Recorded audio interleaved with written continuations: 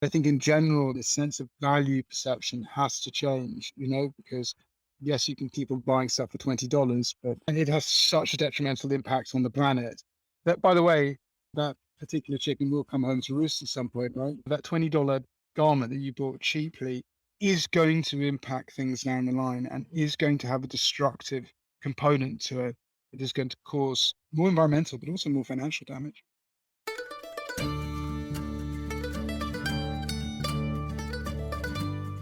You're listening to the Good Dirt Podcast. This is a place where we dig into the nitty-gritty of sustainable living through food, fashion, and lifestyle. And we're your hosts, Mary and Emma Kingsley, the mother and daughter founder team of Lady Farmer. We're sowing seeds of slow living through our community platform, events, and online marketplace. We started this podcast as a means to share the wealth of information and quality conversations that we're having in our world as we dream up and deliver ways for each of us to live into the new paradigm, one that is regenerative, balanced, and whole.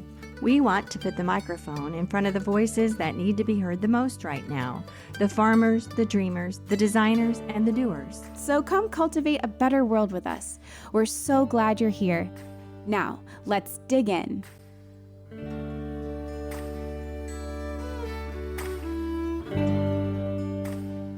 Hello, Mom. Do you want to tell us where you are joining us from today? Yes, I am at Locals. It's a restaurant here in Poolsville, Maryland, our little town, and I'm here at this wonderful coffee shop with this wonderful coffee and local food, breakfast, lunch. You can eat inside, outside. You can bring your dog. You can see everybody in town. It's so much fun.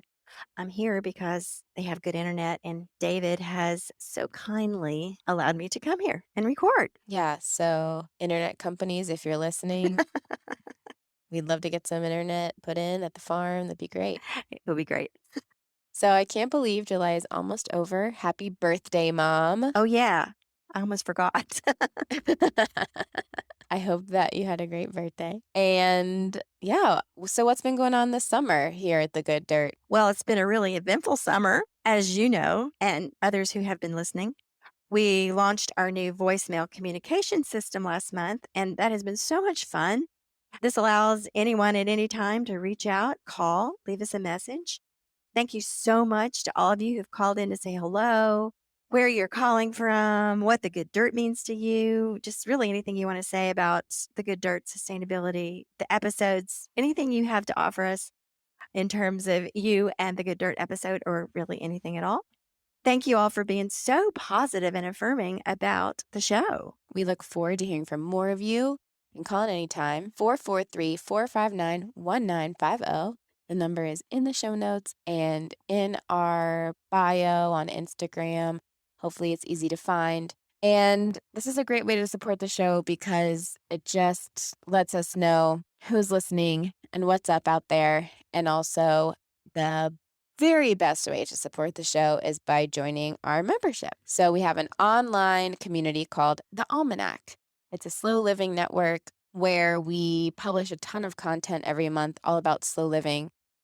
Memberships directly support production of this show. And even if you think that you're not interested in being a part of an online community, that's okay. Your membership is still crucial in making sure that this show happens every week. So we appreciate you so much. We welcomed several new members into the Almanac this month, and we're so happy to have you and so grateful for your support. Yes, and if you're a regular listener here, you'll also know that we just celebrated our 100th episode landmark. And this has given us the opportunity to look back and reflect on why we're doing this and why we want to keep doing it. Because it seems to be reaching more and more people who want these conversations and this information. And because I think more and more people out there are not only feeling the need for this shift towards a better way for all of us to live with each other and on the planet, but also because they want to know how to do it. They want to know what they can do as individuals in their daily lives to move in a better direction. And just week after week, we bring you conversations with people that tell you all about this. And it's just really been such a great adventure. So if you want to keep hearing from us at the Good Dirt, join us in the almanac. We thank you so much. Okay, so before we get into today's episode, I want to give a shout out to an organization that we follow. And if you've listened for a while, you would have heard us talking about it. It's Plastic Free July, which is a global movement that helps millions of people be part of the solution to plastic pollution by offering a challenge every July to reduce the plastic use in your life. So even though July is almost over this year, we want to direct you to their website, plasticfreejuly.org. It's full of all kinds of great information and tips on reducing the use of plastic in your life, even beyond July, of course, because as we all know, this is something that we all need to address, both as individuals and collectively, as we move towards a consumer driven demand for policy changes up the ladder. It's interesting that Plastic Free July, like at one point, whenever Plastic Free July started, it was so revolutionary that we just had to confine it to 1 month, right? Yeah. Like Plastic Free July. And now it seems like it should always be Plastic Free July. It's like, of course, you It know? should be plastic free every day. Yeah. But I know we all have to start somewhere. Right. So, what's up for today's episode, Emma? Today we have Edzard Wyck.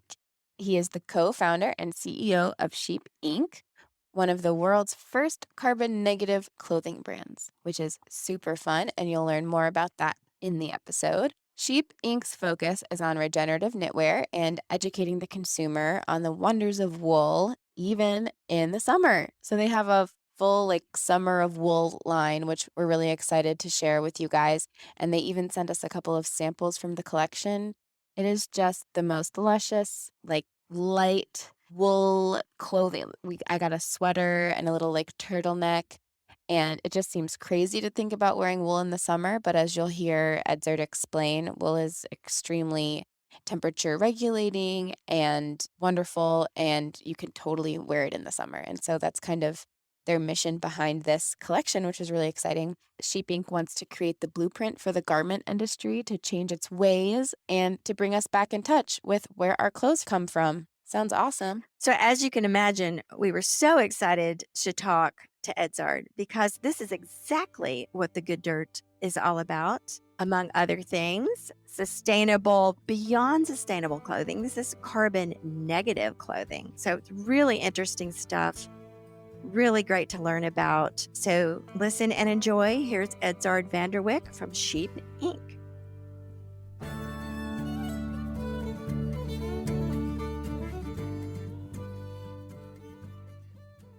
My name is Edzard Wyck, and I'm the co-founder of a fashion brand called Sheep Inc. That launched about end of 2019. And basically, Sheep Inc. really set out from the get-go to redefine how you can build brands in fashion. That was really our ambition from the beginning, was like, what does a brand of tomorrow look like in fashion? If you can start with a blank sheet of paper and you had the right mindset, how could you start creating garments and creating a business that would have a positive impact on the future?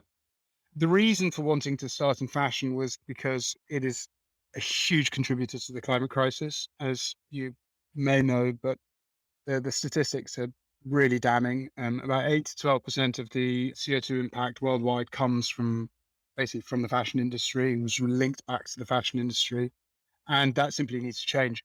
And unfortunately, it is one of those legacy industries that is not changing quick enough. And so we really came in and looked at that and decided that we wanted to figure out how to do things differently, specifically looking at the real impacts of fashion, which comes from the supply chain, which is 97% of the impacts of Scope 3 emissions come from CO2 impact from supply chain. So not actually from the companies themselves, but from how they produce their garments. So taking that big piece into account, I can give you the journey to Sheep Inc. I actually first really started thinking about the impact of fashion in my last business, which was also an e-commerce business in fashion, and taking all those stats that I just kind of reeled off there. Like, what really shocked me at the time setting up that business was how little awareness I suppose that even I had about how bad the impact was. And it took me operating within the industry to basically figure out what impact the industry I was operating in was, the damage that it was doing. So taking that into account, I really decided that, again, that I wanted to do something different. And so Sheep Inc. came about through that. And what we do at our core in Sheep Inc. is we create knitwear. That's the starting point for us. Knitwear is a great category in fashion to be in. It's a big space. It's one of the biggest kind of product categories to operate within. But it is also one of the most destructive as well within the kind of the overall fashion space. So what we did is we looked at that and we said, okay, again, with this idea of what would you do with a blank sheet of paper? If you're going to set up a knitwear brand, but in general, also, if you want to be doing things differently to the fashion industry in general, how can you have a positive impact as a brand? And how can you really start thinking foundationally about bringing about change? And so what we did is to do that, we took the traditional supply chain model in fashion and turned it on its head. And it's a simple way of putting it. The way that fashion brands traditionally work is if they want to make a garment, they go to a manufacturer, they say, I want to create a t-shirt, I want to create a sweatshirt, whatever garment you're creating. And after they kind of give the brief to the manufacturer, they then go through a selection process of maybe picking the yarns, etc. And then the garment is manufactured. Now, the huge issue with that way of manufacturing is that you lose visibility very, very quickly. And what then happens is that you don't necessarily know exactly where your yarns are coming from. You don't, for instance, always know how the yarns are being dyed, how they're being treated. And going back to the raw material stage is something you definitely don't have visibility on. So this is the huge problem of fashion in the fact that it has this huge supply chain impact.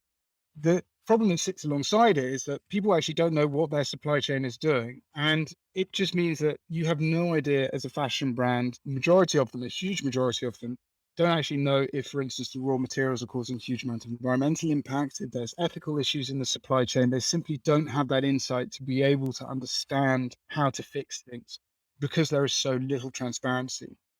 So we looked at that and said, well, that needs to change. And the only way you're going to be able to change that is if you bring 100% transparency into your supply chain, because that's when you know how to really understand it. And the only way that you're going to be able to do that is not by starting in the manufacturing stage, but it's actually by starting in reverse, or we would argue in the right way, which is starting at the raw material stage and kind of working your way up through the supply chain. That was the model that we kind of started with. We said, okay, if we want to have full control of our supply chain, we need to overturn the traditional supply chain model. Then, knowing that we wanted to be in knitwear, the big question mark came then, how do we create it? What materials should we use? How should we manufacture it? And how do we do so to not only get a great product quality, because that is imperative. And, you can't have a sustainable fashion brand proposition if your product's not good enough. How can you create a really, really high quality product, but how can you again do so whilst having positive impacts on the environment? And so what we do is we very quickly figured out that we wanted to use merino wool as our material. The reason for that is that it's a great natural fiber. It is a natural fiber, therefore it's 100% biodegradable, so it doesn't leave any impact after it's had its life, compared to a synthetic fiber, which obviously stays in landfills for eons. We wanted to use merino wool also because it feels great against the skin. It's incredibly soft. It has great technical capabilities. It's very good at temperature regulating. It doesn't hold any moisture. Therefore, if you sweat, it doesn't start to smell the garment. So it has all these amazing properties to it. And through those amazing properties, it also means it doesn't need to be washed that often, which is, of course, also a huge problem. If you look at, for instance, a cotton t-shirt, a huge part of its impact comes from the fact that you need to continuously wash it after every use, pretty much. So knowing that was the fiber that we wanted to use, then the big question came, okay, but how can we justify using it? Like, can we justify using merino wool, knowing that it's this great fiber? And how then do we turn it into a final garment in the most innovatively sustainable way possible? The way that we do that is from the raw material stage, we got into conversations with a lot of some farms in New Zealand that were really at the forefront of the regenerative farming movement. So really trying to figure out how they can operate in a way that, again, has a positive impact on the environment. So understanding how to kind of manage biodiversity on their land, how to integrate the sheep in a way that is more holistic into the kind of the overall biodiversity of the farm, and to basically optimize all their entire property for natural carbon sequestration. And on top of that, also bringing in pieces like making sure that all the farm equipment is running electric where possible, not using diesel engines, and also bringing in pieces like giving the sheep and seaweed supplements to cut down their methane output. So really, again, trying to kind of optimize basically at the raw material stage for having a carbon negative impact. And that was for us really a starting point. We wanted to be, again, regenerative. We wanted to have a carbon negative impact, because the real issue, again, with fashion is that there's a bunch of big fashion brands out there saying they're going to be carbon neutral by 2035, 2040, whatever their target is. The real problem is it's only a select group of the brands that are really targeting it. So it's still is a low percentage of what's needed. And on top of that, the industry is growing, and having a bunch of brands who are carbon neutral is not also mitigating for the impacts of the rest of the industry. So we looked at that and said, we want to actually have a positive CO2 impact. So we actually want to be carbon negative. So you said you came into this through you had an e-commerce brand before this, and that's kind of when your eyes were open to sort of the state of the fashion industry and how destructive it is, correct? Yeah. So, can you talk about that non-sustainable, eco-friendly fashion venture to was it just because you wanted to be more eco-friendly, or what was it about that shift for you personally and your sort of journey? So listen, the first brand I set up already, we were building sustainability pieces into how we were kind of like doing things, right? So the materials we were using, we were actually using a lot of recycled materials, and that I think the real piece for me there came like I really wanted to create an iconic, sustainable fashion brand proposition, and that's not for my ego purposes, but because I just wanted to actually set something up that could prove to the industry that there's a different way of doing it. And that had to start with a blank sheet of paper because you have to start that with every single part of the business geared towards that, right? So that was super important for me. On top of that, the other big piece that I wanted to do is that I also wanted to bring kind of consumer change into play. So I didn't want to just kind of prove to the industry that things could be done differently. So I also wanted consumers to start changing the way that they're buying stuff, or at least start to think about the provenance and the impact behind the things that they buy. And so that was really how the whole thing kind of came together. It was like this kind of idea of like, okay, it has to be this very sustainable fashion brand proposition. And then conceptually, there also has to be something that gets people to think and to understand impact and to really start to drive change in their own personal behavior. And that was kind of like the meeting of those two things was super important for me. And I just knew that in my last brand proposition, it was just like, it was an established brand at that point. Again, there was lots of sustainability elements being brought into the business, and all the products were starting to be made from recycled materials, and everything from packaging, all of that, those bits and pieces were being thought through. But it couldn't do something that I wanted to, which was fundamentally shift consumer and the industry into a new direction. This was simply, so it was almost like trying to make the business be sustainable rather than really start with an inherent sustainable proposition that could hopefully be seen as being innovative in the market. So something that is kind of more proactive than being reactionary to the market. It's so interesting what you said that you had the realization to create a truly sustainable, the term sustainable versus regenerative. Yep. But in order to create a truly sustainable fashion business, you had to start with a blank slate. And that's Mhm. interesting because we talked to so many people who are doing brands and working in sustainability and so forth. And it's true that there's so many aspects of it. There's so many pieces of the puzzle that if you try to approach it from like the whole thing, it seems like an impossible task. The supply chain, the sourcing, the manufacturing, all the chemicals used, all the materials used, all of these things is just so vast, the whole thing. And then what you just said, getting the consumer on board as well. So for you to say, I'm going to start a business using a blank slate and do the whole thing, that's really, really ambitious. It's really impressive. And it's not what you hear. You hear more companies saying they're going to take this piece of it or that piece of it, or that's all they can do. But I think that's where Sheep Inc. goes from sustainability into regeneration. I wanted to talk about that a little bit because that is a really, really important piece. And what you were talking about, what you were feeding the sheep and so forth, because it affected the methane and all these things. We hear a lot about carbon neutral. You guys are carbon negative. So I want you to talk more about that and really let that sink into our listeners. This is different. Yeah, so this sense of carbon negativity again came from exactly what you talked about, is that so much of the industry is geared towards carbon neutrality. That was a big conversation piece, it still is, but a couple of years ago, it was like, we're going to be net zero by 2035. And again, we looked at that and went, that's slightly terrifying because first of all, there's only a couple of brands, yes, it may end up being 35% of the industry, whatever the numbers end up may being, but that's only a group of people who are neutralizing their impact. They're not actually, in many cases, improving the planet in any sense, right?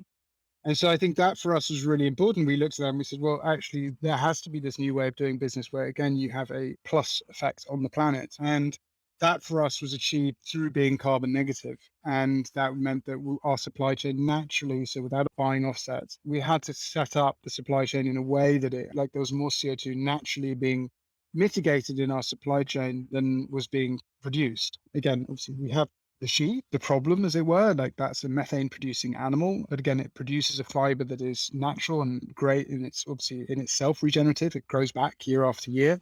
So it's an amazing fiber, but the sheep was the problem in that sense. So that's what we really needed to figure out at that point, was like, okay, how do we now take this carbon negativity piece and how do we kind of make it work within this supply chain?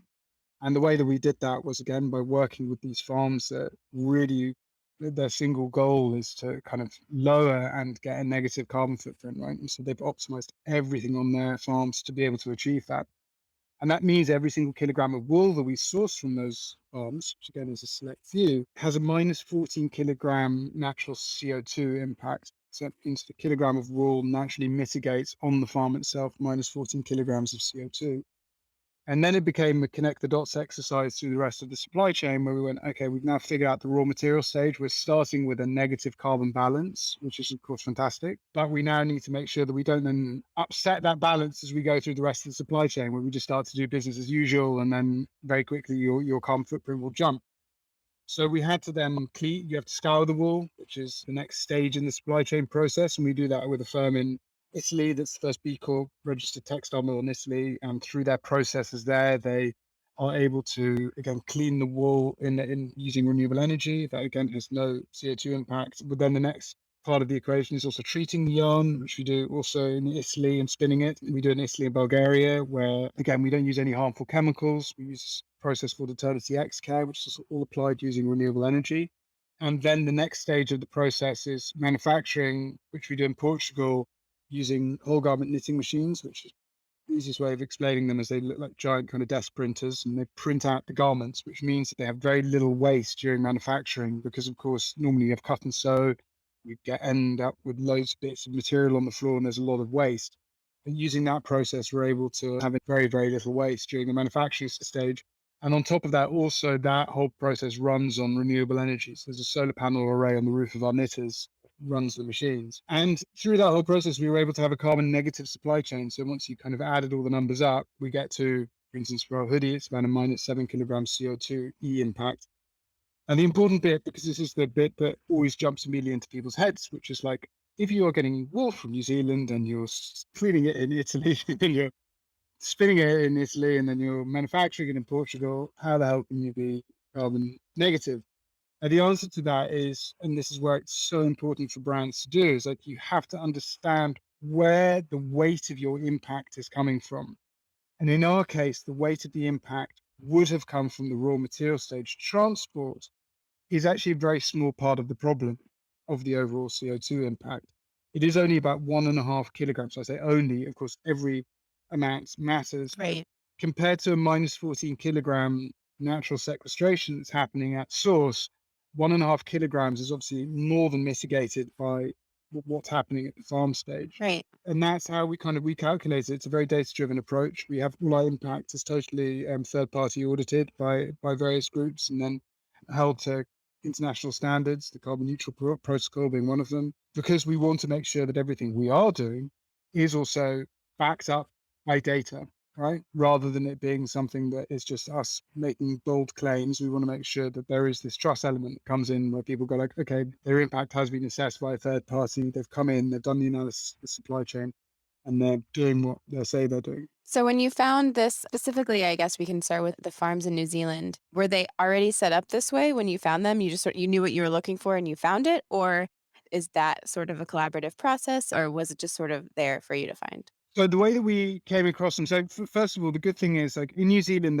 farming is the biggest contributor to impacts in the country, right? It's a big, big problem. It's obviously a big farming nation. And it's unfortunately this idea of pure New Zealand and the big kind of ad campaigns that they're doing, backed up by the kind of Lord of the Rings movies of this amazing epic, majestic landscapes and very kind of clean nature, unfortunately is coming under attack, especially due to farming. Thing is, like a lot of the farms realize it, that they are creating, they're part of an industry that is becoming increasingly problematic.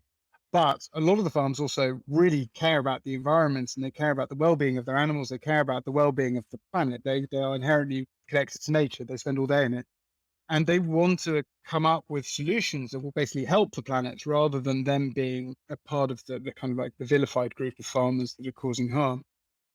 And so what was interesting about that process is, so the way we came across them practically is we started working with a group called ZQ Merino, which is a group in New Zealand who really focus on having farms. They have a group of farms they work with, and they focus on farms that have, again, animal welfare and biodiversity welfare, like very high on their list of priorities. So they have to have a certain standard to be qualified for what they call the ZQ program. And then within that group, and to that extent, only about 1% of sheep stations and wool providers worldwide would even qualify for the ZQ program. So it's a very high standard. They actually set the standard for a group called the Responsible Wool Standard as well. So they very much are kind of just class leading in their approach to these matters. But then the real question became like, okay, listen, 1% of you at the farms worldwide would qualify, but what's your 1% of your 1%? Like, who really are the farms that are leading the charge for change? And that's how we came across 3 farms, our initial 3 farms, who once again were really innovators within an innovative group, right? And one of them in particular is doing everything possible to make sure that everything on farm is, again, really, really optimized for minimal CO2 impact to the extent that it's carbon negative. And so that's how we came across them. And the great thing about it was like kind of a meeting of minds, right? It's like again, it's a group of people who just understand that, again, they want to make sure that their industry is no longer vilified. They Mhm. really want to be seen as people who are positive contributors to the planet rather than as again, being the enemy. So they're very much driven by that. And that was for us kind of an ideal partner then to meet up with. Yeah. Okay, so then going down the supply chain, we're also interested in, especially for this your summer wool collection, which we'll also talk more about wearing wool in the summer, but the colors are just amazing. They're fun and bright and different, and curious about the dyeing process and what that looks like. And I think that's something that we're also kind of a mystery to people, how clothes get to be certain colors. Yeah, so we use a dyeing process that's all Blue Sign certified, so it means that no hazardous chemicals can be used. And the most important thing with the dyeing process is water filtration, right? So you get all these horrific images of dyes leaking into lakes, and you see these kind of bright red, kind of bright red lakes, which of course is environmentally incredibly harmful. So what we do there is that we make sure that the water filtration process is such that actually the water entering into the factory is less clean than the water exiting the factory. So they really cleanse the water of every Very single cool. last drop of chemical. And then again, all the kind of the process itself is once again Blue Sign certified, so that there's no hazardous chemicals. Now, dyeing is a really interesting one because there's like we're focused a lot on like what's next in dyeing, and like bringing in really natural dyes is the next thing we're working on. Unfortunately, at the moment, the dyeing industry still is, you can't, if from a real natural plant-based dye, for instance, you can't get as vibrant colors. As you say, we're known Mm. for our colors. We spend a lot of time selecting colors. And if we choose a hue of red, like it has to be a very particular hue of red. We don't want to be like every other red in the industry. We spend a lot of time selecting those. But figuring out how to, again, move forward, as we always say internally, it's a journey, never a destination. We're always looking to improve, and dyeing is next, definitely next on our list, to also figure out how we can get into more natural dyes and get into more and more into kind of better dyeing practices.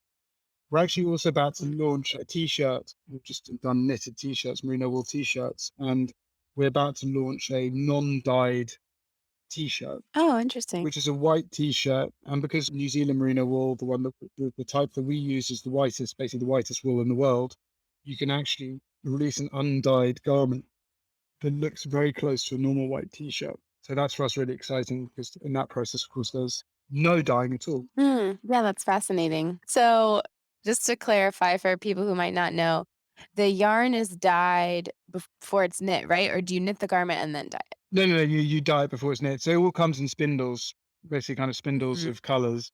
And what we've also optimized for, which is again for sustainability purposes, is we have a certain type of yarn. It's called a 248 yarn, which is just basically the thickness of yarn. It's how many times it's Mhm. been wrapped around. And we've figured out a way of being able to create all our garments of a single yarn type. And the great Mhm. thing about that is that you then again minimize the risk of having dead stock. So you often, for instance, if you were to release a red t-shirt as an example, and you figure out that it doesn't sell as well, you would have probably started to commit to a lot of red yarn. Do you know what I mean? And Mhm. by us being able to use yarn across all our products, we can then, for instance, turn it into a red beanie, we can turn it into a red hoodie, and we can figure out multiple use cases for us. And then we may figure out actually the red hoodie sells incredibly well. Because that's, again, a huge issue in fashion in general, is that, of course, dead stock can account up to 20, 25% of the industry, right? So it's like stock that never goes to use. And so we really want to also optimize for that, and holding a single yarn type is part of that. Also, another piece is we don't, we're not fashion in the sense that we have collections that come in and go out, come in and go out. We do have, we sell knitwear essentials, so it's very much around products that will have a very long shelf life. They don't necessarily have an expiry date. So that means season after season, we can continue to sell a hoodie in red, right? It's not that it'll be out of fashion again after one season.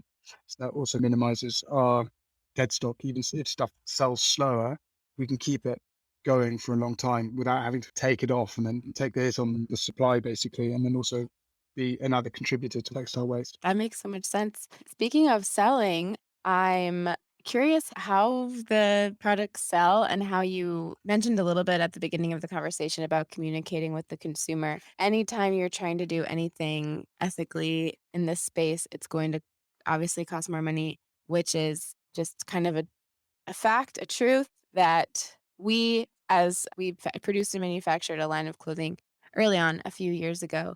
And we actually found that our strength was in the education piece of it, which is now our podcast. So we talk about it. Yeah. So it was a great learning experience for us. So I just love to talk about it with other brands who are trying to do the right thing in this economy. You know what I mean? Yes. So I guess I'm just curious what you think resonates with customers, what people are buying, and like why it can really feel like an uphill battle sometimes. I know it seems so silly that the answer to so many problems could be if we all just wrap our heads around the fact that we might need one $300 sweater to replace a closet full of sweaters we don't need. Yeah. But that's just like so hard to wrap our brains around. So yeah, I don't know what you want to say about that, if anything, but I love this conversation. Yeah, listen, I think value is the big piece. That kind of emergence of fast fashion has changed our perception on value, right? And to your point, it's like you can buy a $20 sweater, but the value that you will get out of that will be so much less because obviously the quality is not that great. Often it'll be more of a trend driven piece, therefore potentially won't wear it after a few wears. And the stats are out there, but it's 5 to 7 times per garment. The people only wear garments 5 to 7 times before chucking them away. So I think that sense of value is massively shifted when it comes to the emergence of fast fashion.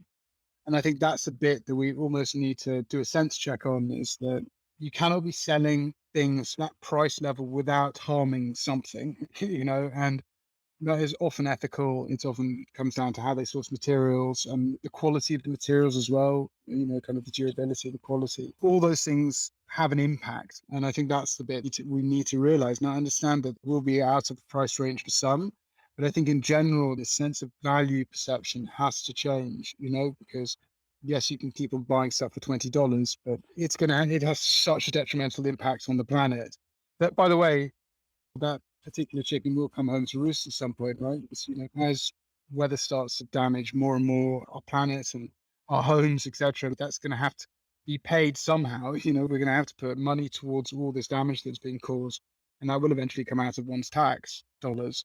And I think that's really important to also understand, is that idea of impact. It may not be, that $20 garment that you bought cheaply is going to impact things down the line and is going to have a destructive component to it.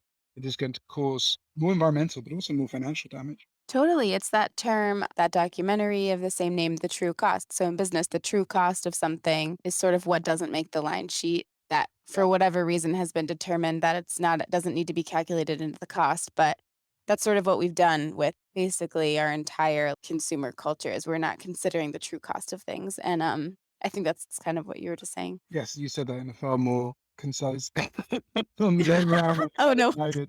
that's great. And I think, and also, and those brands are not penalized for it, right? That's the kind of also the crazy part of it. It's like there's no checks and balances for brands who are doing that. I wanted to ask you, Edzard, where do you think consumers are on this? Do you think we're making progress on the whole thing about our own consumer shifts are going to be key in really creating the new industry, the new paradigm where we can move forward without just destroying our planetary health and our personal health? And what do you see are good signs that people are beginning to catch on, if they are? I think there is a shift happening. I think COVID accelerated things. I think there was a real shift. Now it's slowed down a tiny bit and people are regressing Mhm. a bit. I do think people are becoming more aware. And what I hope, and what I also do believe, is that sustainability will be the first disqualifying factor in like, is a brand Mhm. sustainable or not? And then I'll make my decision on what I want, But if a brand's not sustainable, then I won't even consider it. And I think that's why the industry will have to shift towards that. But I think the real question for me is like, how quickly will that moment come? And will it be when kind of like the ocean is at our doorstep, as it were? And Mhm. will it be too late? There are encouraging signs, and a lot of the stats are pointing to the fact that people do care. Whether it happens quick enough, I mean, we all know it's already too late. And I do worry that the time, unfortunately, is passing. But yeah, hopefully stuff does continue to change. Going back really quickly to the costing and the price stuff, I've been thinking about this so much just because, well, I guess I'm in the phase of my life. I have friends that are purchasing homes and just general inflation. I don't know how it is in the UK right now, but in the States, it's just the Crazy. inflation. Yeah.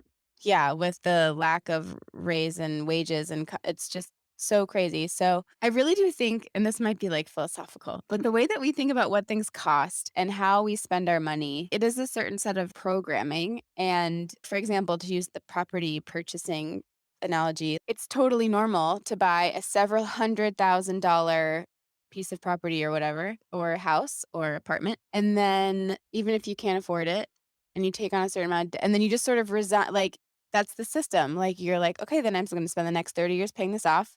And then there's no way in your head to do the math of interest or whatever. You just sort of the bank tells you a number that it's gonna cost every day. Mhm.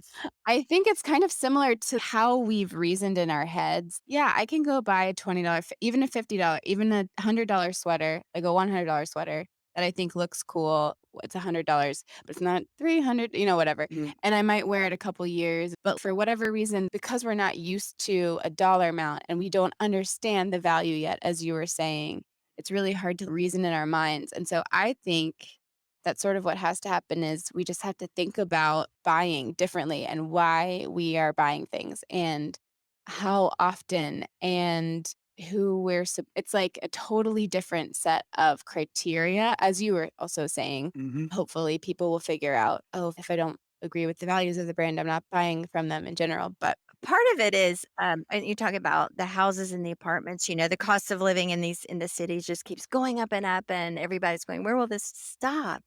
And the thing within fashion is there's this alternative. There's this cheap fashion thing system that gives someone the answer to that problem. They don't have to buy a $300 sweater because they can buy the $20 sweater at the yeah, big box that's store. true. But the thing is, we don't have the messaging. I mean, we're all working very hard on the messaging. Mhm. Obviously, companies like yours, Sheep Inc., and this podcast, and our company, Lady Farmer, we produced a line of clothing as well when we first started out. This is the messaging. This is why we're doing this.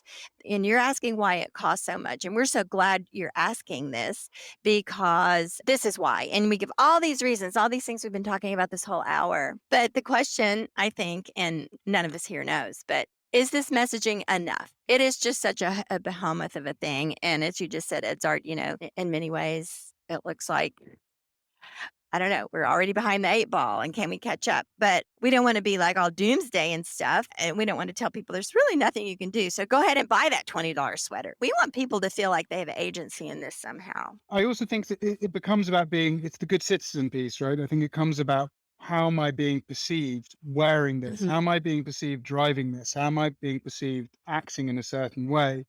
And I think that's where hopefully this kind of idea of wearing fast fashion and wearing, synthetic fibers, that becomes more and more something that is slightly looked down upon or seen as being problematic. To be like here in London, people driving around in mega diesel Range Rovers, and just no need in London to be driving a Mhm. Range Rover, especially one that pumps out diesel. And I think that shift hopefully starts to come a bit into fashion as well. The food industry is the same, right? Where you have this kind of like checks and balances system that's now starting to more and more take place when you buy food.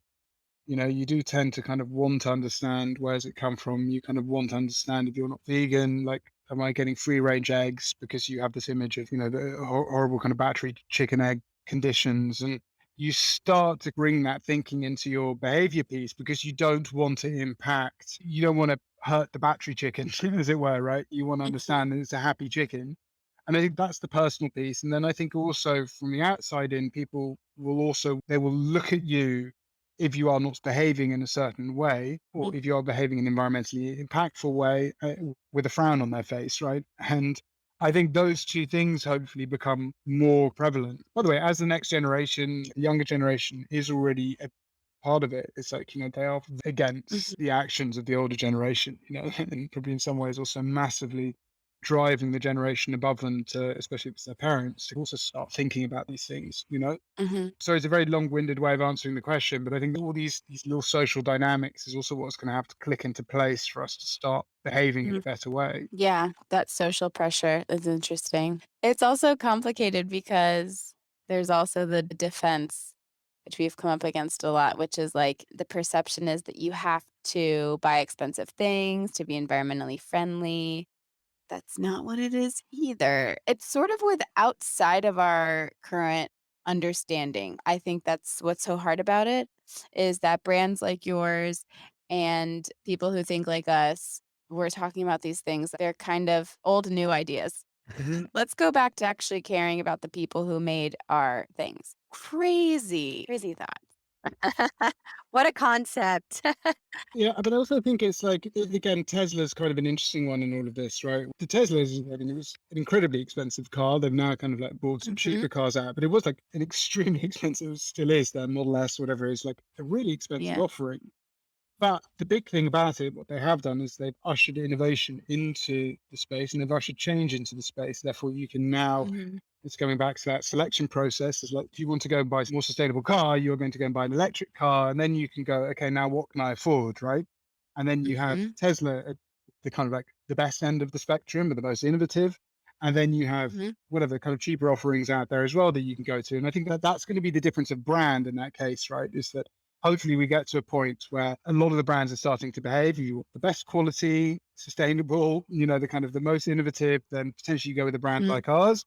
If you want something that's not potentially as innovative when it comes to quality or the manufacturing, but still is considered sustainable, then you can go somewhere else. And Hmm. I think that's hopefully, again, a bit what's going to happen within the fashion space. And we will therefore still be a more premium brand proposition in there. Hmm. But hopefully, we would have ideally also dragged the rest of the industry along with us to also start behaving better. And I would argue that Hmm. they, just because of our margins, are actually less than a traditional fashion brand.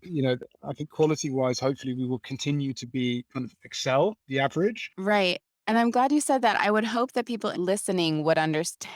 Hope everyone listening to this podcast understands that it's not expensive because you're trying to be cool or you're trying to sell this idea. It's literally more sustainable and ethical stuff is more expensive because it costs more to make. And as you just said, your margins, I'm sure, are less than traditional fashion brands. And I think that's another thing that could help change things as soon as people understand that regular, just like traditional luxury conventional stuff is like 10, 12 times the profit margin to Yeah. the cost because it's so low quality. And like just in your regular store and your regular Target, I think the standard is like 6 times or something like that. So when you're buying cheap things, it's like really, really, really cheap for them to get it. And they're making so much profit. That's exactly right. And you had in the UK, you had this kind of massive backlash against this brand here released a £1 bikini, and Mm, all the papers wrote about it. And there's simply no way that you are doing anything mm-mm, vaguely ethical in your supply chain if you're releasing £1. I mean, just think of whether you look at the environment or whether you look at the ethics. Like, someone has to be working mm, on that garment,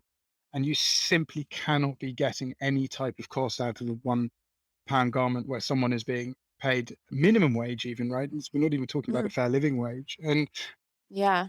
that is the huge, that is again the huge problem in that space, is that it's the impact that happens behind the scenes is vast. Hmm. Emma, to your point a little bit ago about people buy houses and condos and things because they think that's the stage of life and that this is what they need to do, and they get mortgages and they plan these things for over a long period of time, 30 years even. What if some of these brands like yours, Edzard, offered, we have this sweater, for instance, maybe $300, and you can pay on it for like a year. And I wonder if that would make people really internalize the idea of investing in your clothing and investing in quality clothing, because most people shop a long time for their house. They shop a long time for their things that are going to designate a quality of life and living in a healthy, sound way. And our three basic daily needs are food, clothing, and shelter. To your point, Edzard,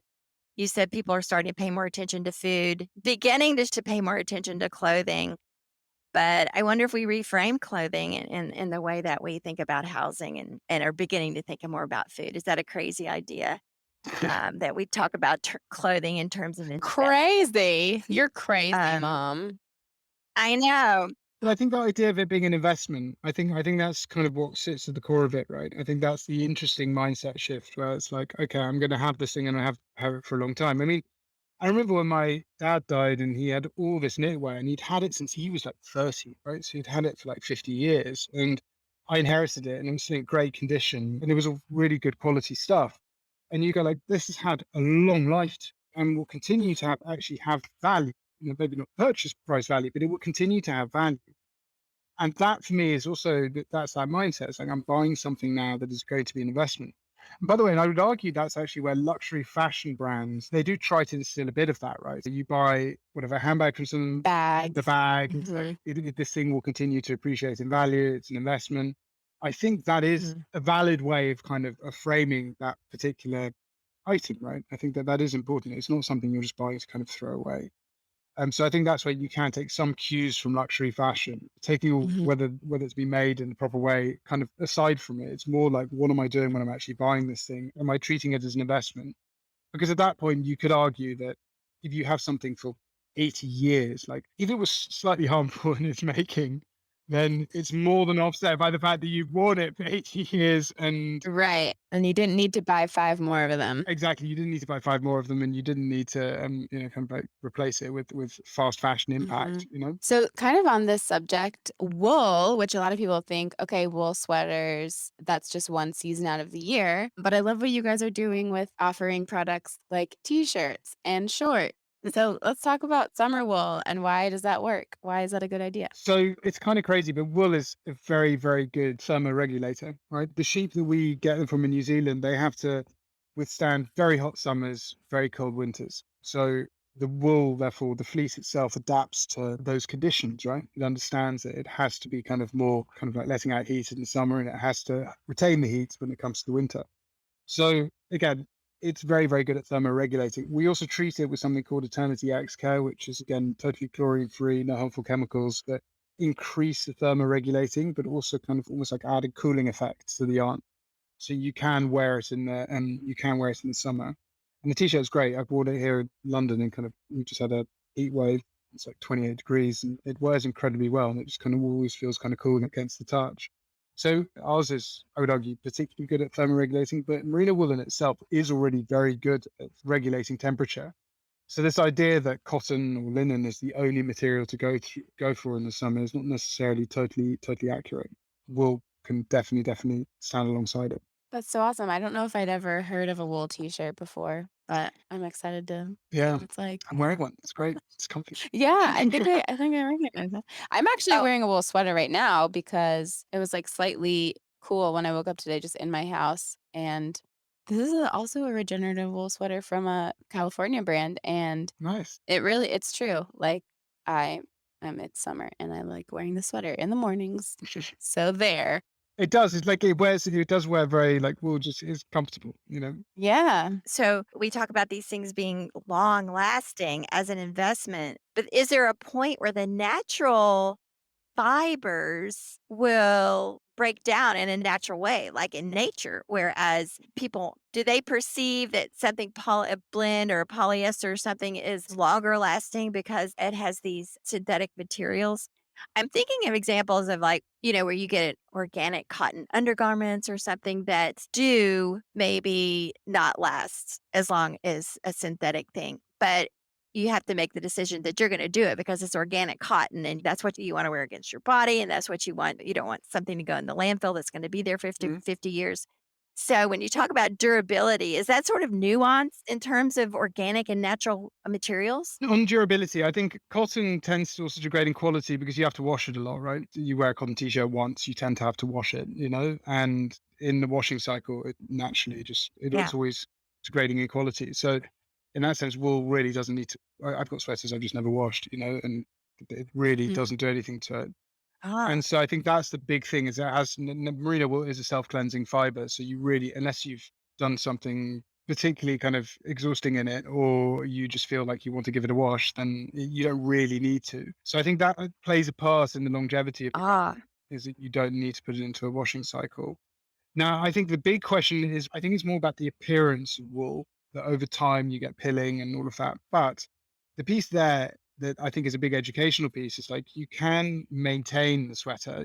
I think it is a lot of people wear it, starts to pill a bit. They go like, well, it looks rubbish. I'm going to get rid of it because it Mhm. just looks tatty. And I think that's a big piece there to understand is that you get a little pill coat. We send everything with a little pill coat, so you kind of clean it. But you can also get these electric fabric shavers, which are amazing, and you just pass them over the garment, and it makes the garment look kind of brand new again.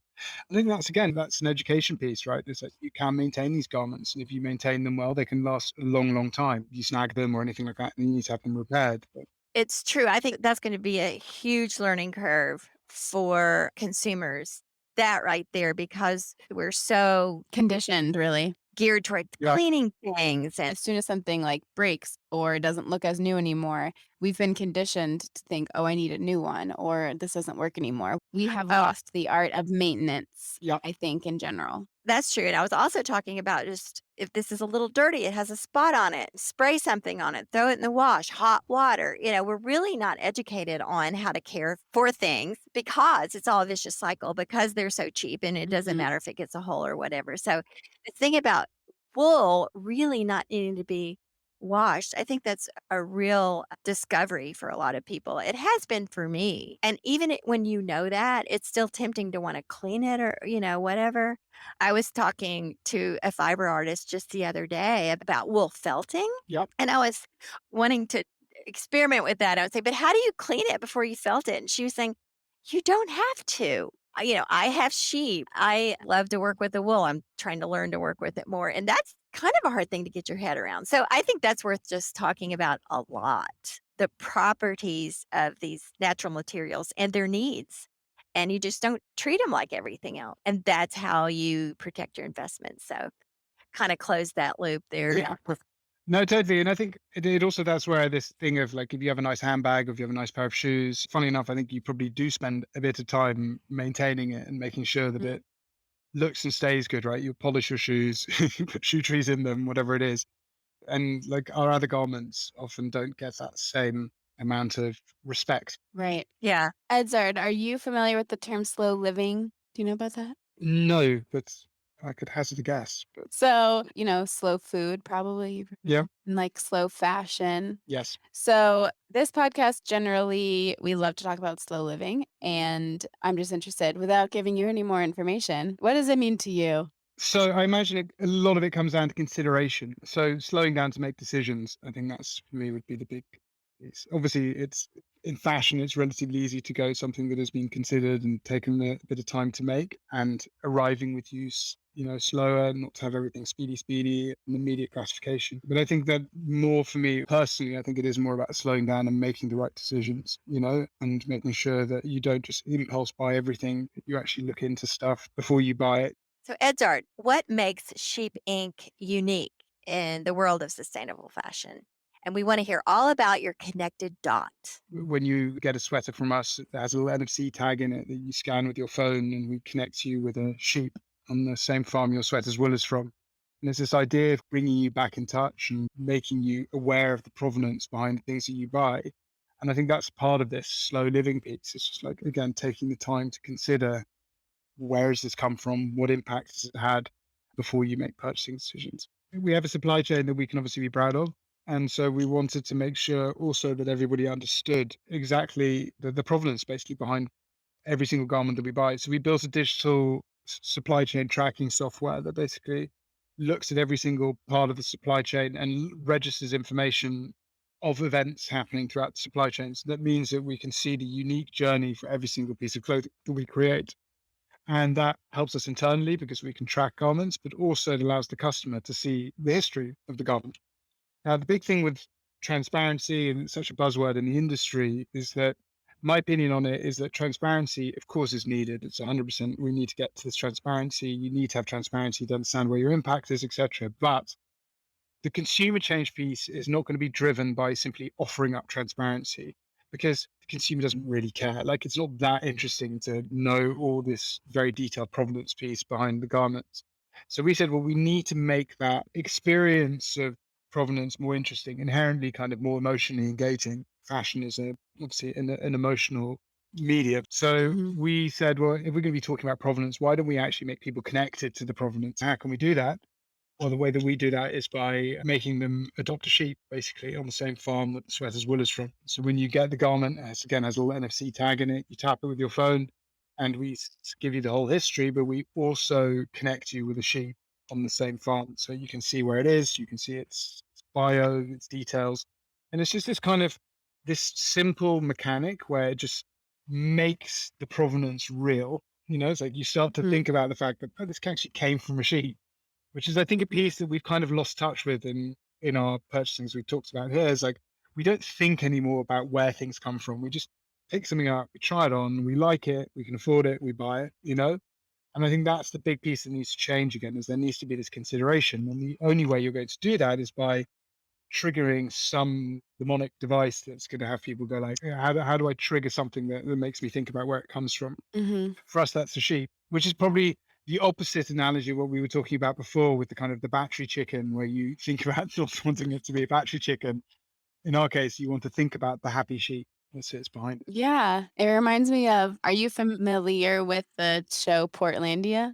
Yeah, yeah, I remember the chicken in that. Yeah, isn't that great episode? There's a literally scene where they sit down at the Yeah. restaurant, and they're like, "Can you see the chicken's papers?" Yeah, And that's what it reminds me of, but in a good way. it's I love exactly that. that. Yeah. Are you literally connected with, like, an individual sheep, like, with a name and everything? So you can name it, you can give it a nickname, but yes, it is an individual sheep. Oh my gosh. Yeah, all the sheep are registered, and we're doing some quite cool stuff in Q3 that's going to make that experience more involved and kind of more connected. At the moment, I think it's fun, but I think we're about to move it to kind of the next level of experience, because we That's really want to awesome. make it more engaging. But yeah, it is a real sheep. Like, all the sheep have NFC, also NFC technologies. They have tracker tags, and so they get weighed, and they also get all the stats and the pregnancy scans, etc. So you can actually get all that information that sits then in a farm Oh. database. We can pull that through to the customer. Wow, that's amazing. Oh my gosh. I really appreciate, like, how also on your website you answer a lot of the questions that people have about the humaneness of shearing sheep and some of the Mhm. methods that, people have heard about that are scary. What is it? The mulesing? Is that how you say that? Yeah. And you explain how you guys don't allow that. People, again, it circles back around so much to education. People get these ideas about things that are bad or things that are good, and it's just the transparency is so key. And you do a good job on your website of explaining why it's not only okay to shear sheep, but very necessary for their health and comfort. Yeah. And in fact, it's cruel not to shear a sheep.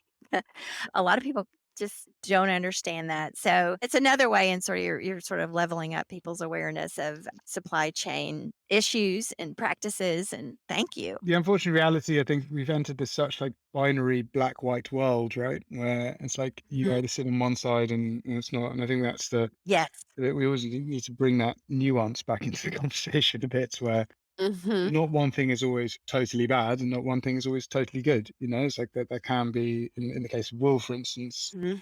there can be a more nuanced conversation there. Which is both. I think that you talk about the evolving customer. We see a lot of challenge to our concepts. Like, a lot of people are coming out, they go, what about this? What about this? What about this? And we see that almost as a positive, though. We see that is Mhm. customer is becoming more informed. They are starting to challenge. They are starting to understand that there's a lot of brands out there who are greenwashing their claims. And for us, even though it's often tedious to have to get a line of attack that you then have to counter, I do Mhm. think that it is an encouraging sign that people are starting to more and more think about where things come from. They are starting to challenge the assumptions made by a lot of these brands. That means people are becoming more informed. Yeah, that's a great way to think about it. That's a I positive agree. spin. Thank you. So, what does the good dirt mean to you? Good dirt, good soil. Yeah. Good Good dirt. soil. That's it. Good. Soil that can sequester carbon. Yeah, well, that's what it's all about. That's the basis of it, right? Yeah. Yeah, but I think that's it. It's the non-disruption of good soil, right? I mean, that's again the big part of the regenerative farming process is to making sure that Mhm. the soil can have time to both sequester carbon, doesn't get disturbed, and has good roots. Definitely. So, Absolutely. is there anything else that you want to leave with our audience or that you want people to know about Sheep Inc? Maybe, I don't know if we've talked about what Sheep Inc actually means. I thought it was like Sheep Incorporated, but I don't know if you want to talk about the name or anything else. So this sheep included. I think that no, the only other thing maybe that's of interest is we also invest 3% of our revenue back into our supply chain into biodiversity projects. So we do that on we call it the Radical Farming Fund.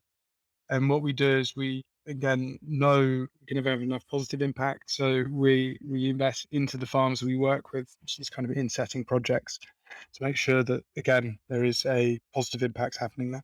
Very cool. Yes. I have one more little question, just something that I'm curious about.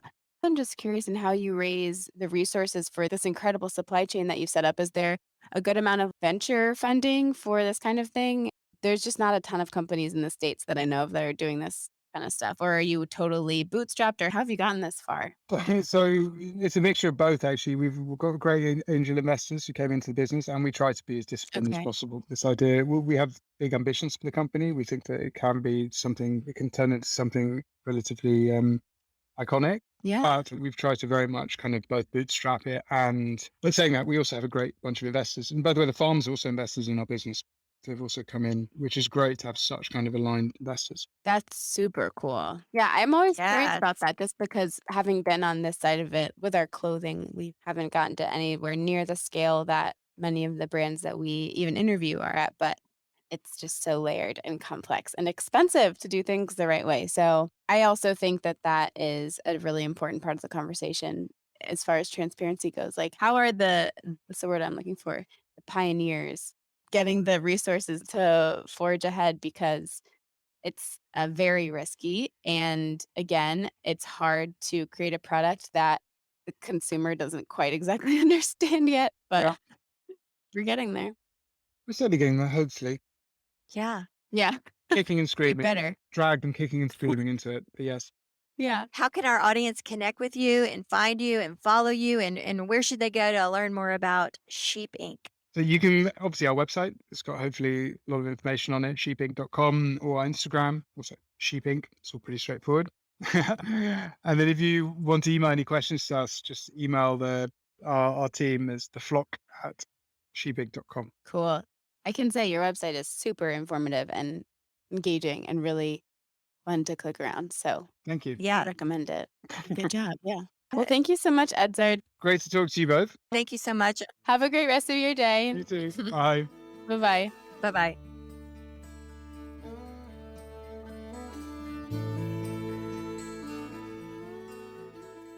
Thank you for tuning in to the Good Dirt podcast. If you enjoyed this episode, we hope you'll share it with a friend to spread the good dirt. This show is produced by Lady Farmer, a slow living lifestyle community, and the original music is composed and performed by John Kingsley. For more from Lady Farmer, follow us on Instagram at We Are Lady Farmer. That's We Are Lady Farmer. Or join us online at www.ladyfarmer.com. We'll see you next time on The Good Dirt. Goodbye.